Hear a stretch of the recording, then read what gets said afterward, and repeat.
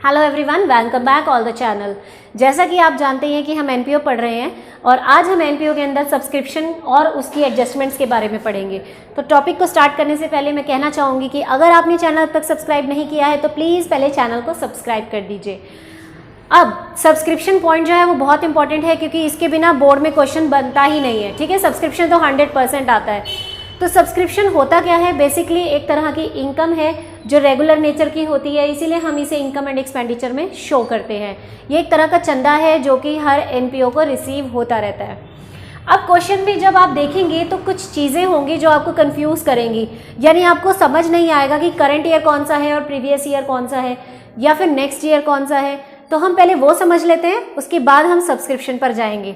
देखिए, सपोज करते हैं मैं आपको एक डेट बोलती हूँ 31 मार्च 2016। इसका मतलब क्या बना कि जो आपकी बुक्स क्लोज हो रही हैं वो 31 मार्च 2016 में क्लोज हो रही हैं। ठीक है, अगर मैं आपसे पूछूं कि इसका पिछला ईयर कौन सा है, मतलब प्रीवियस ईयर कौन सा है, तो आप बहुत इजीली बता सकते हो क्योंकि आप जानते हो कि बुक्स की क्लोजिंग हमेशा 31 मार्च को होती है। तो आप क्या करेंगे, 31 ऑफ मार्च में आप डेट डालेंगे और 16 से प्रीवियस कौन सा होगा, 2015। ठीक है, तो यानी कि ये आपका प्रीवियस ईयर मान लिया जाएगा। ठीक है, और अगर मैं आपसे बोलूं कि आपका नेक्स्ट ईयर कौन सा होगा तो आप इजीली बता सकते हो कि इसके बाद 31 ऑफ मार्च 2017, 16 के बाद 17 हमारा नेक्स्ट ईयर होगा। ठीक है, क्योंकि हम अकाउंटिंग ईयर फॉलो करते हैं और अकाउंटिंग ईयर की ओपनिंग यानी कि बुक्स जब बनती हैं तो बुक्स की ओपनिंग होती है 1 अप्रैल को एंड क्लोजिंग होती है 31 मार्च को। कैलेंडर ईयर भी आप जानते हैं, कैलेंडर 1 जनवरी से 31 दिसंबर तक होता है, बट मोस्टली हम अकाउंटिंग ईयर पर ही वर्क करते हैं, है ना। तो यानी कि बीच वाला जो है वो आपका करंट ईयर है, इससे पिछला प्रीवियस होगा और नेक्स्ट होगा। ये डेट्स अगर आपको इस तरीके से दी होंगी तो आप जज कर सकते हो, it's very easy. But question में प्रॉब्लम तब आती है जब आपके पास इस तरीके से दे दिया जाता है। ठीक है, वो बोल देंगे कि there is a amount of subscription for the year 2017 and 18। अब प्रॉब्लम क्रिएट हो गई कि किसे करंट ईयर माने किसको। सपोज करते हैं आपको इस तरीके से दिया हुआ है 2017 एंड 18, तो दोनों में से आपको करंट ईयर कौन सा मानना है वो मैं आपको बताती हूँ।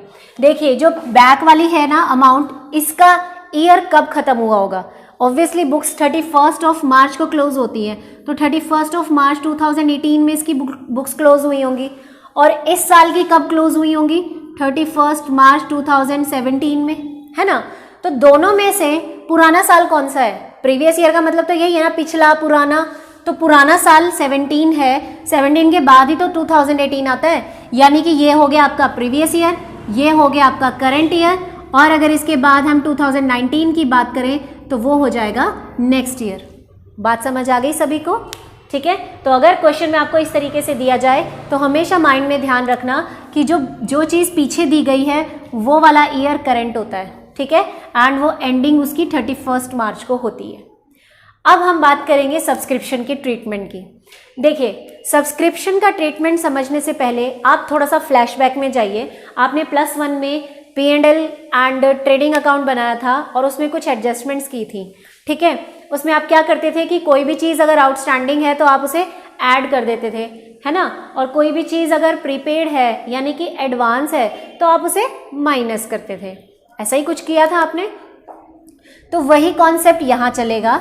जैसे कि सपोज करते हैं हमने P&L अकाउंट बनाया, ठीक है, हमने यहाँ पर रेंट रिसीव किया तो आप यहाँ लिख देते थे बाय रेंट रिसीव्ड। ठीक है, 20,000। उसके बाद एडजस्टमेंट में बोल दिया जाता था कि 20,000 में से 2,000 की अमाउंट ऐसी है जो कि एडवांस रिसीव कर रखी है आपने। एडवांस मतलब कि आपको मिलनी नहीं चाहिए थी वो अमाउंट, फिर भी आप लेकर बैठे हैं। तो आप क्या करते थे, उस एडवांस को आप यहाँ से माइनस करते थे और बाकी अमाउंट बाहर शो कर देते थे, है ना। यानी कि जो चीज़ हमारी करंट ईयर से रिलेटेड नहीं है उस चीज़ को हम इस अमाउंट के अंदर रखेंगे भी नहीं। यही कॉन्सेप्ट हमारा सब्सक्रिप्शन में फॉलो होगा।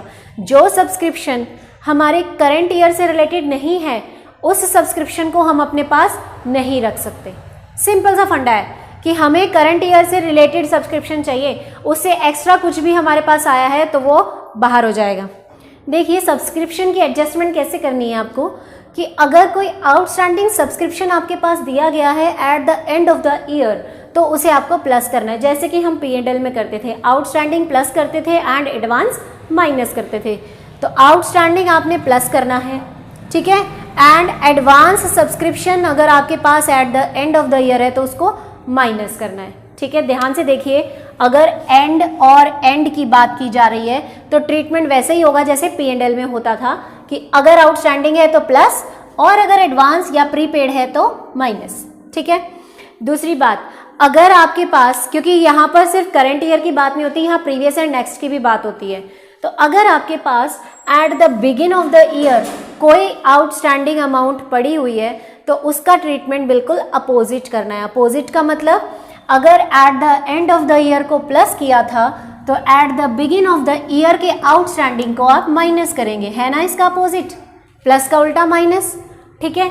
इसी तरह advance subscription eight the end of the year आपने माइनस किया था तो बिगिन ऑफ द ईयर का एडवांस सब्सक्रिप्शन प्लस हो जाएगा, यानी कि माइनस का अपोजिट, ठीक है। तो आपको ऐसे ही याद रखना है कि एंड वाला जो है उसका ट्रीटमेंट P&L की तरह होगा और जो बिगिन वाला है उसका ट्रीटमेंट अपोजिट हो जाएगा, ठीक है। जो चीज़ प्लस की थी वो चीज़ माइनस हो जाएगी। अब ऐसा क्यों हुआ ये भी पता होना चाहिए आपको। तो हम एक एग्जाम्पल लेते हैं, सपोज करते हैं 2019 में, ठीक है, किसी पर्सन ने मुझे सब्सक्रिप्शन देना था।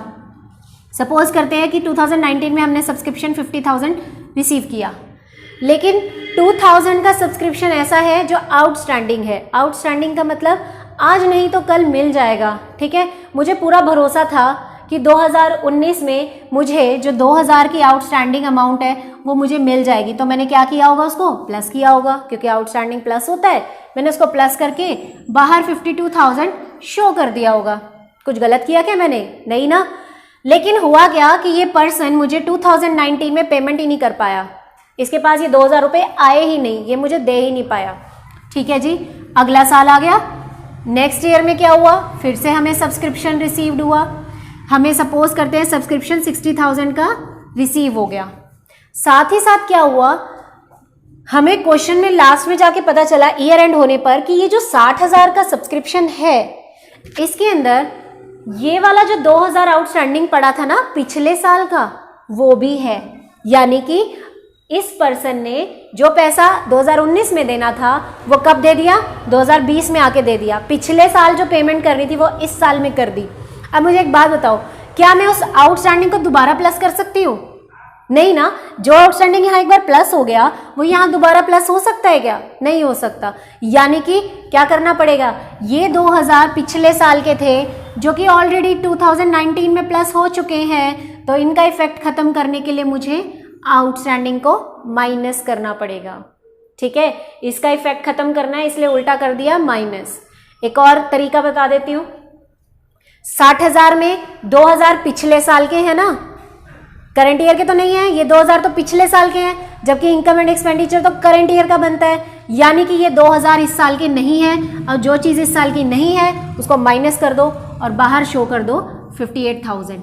इसीलिए बेटा ये जो आउटस्टैंडिंग है ना आपका, माइनस किया गया है। Outstanding at the begin of year, begin of year का मतलब कि जब हमारा साल 2020 शुरू हुआ होगा तो ये वाले 2000 आउटस्टैंडिंग चले आ रहे थे, ठीक है।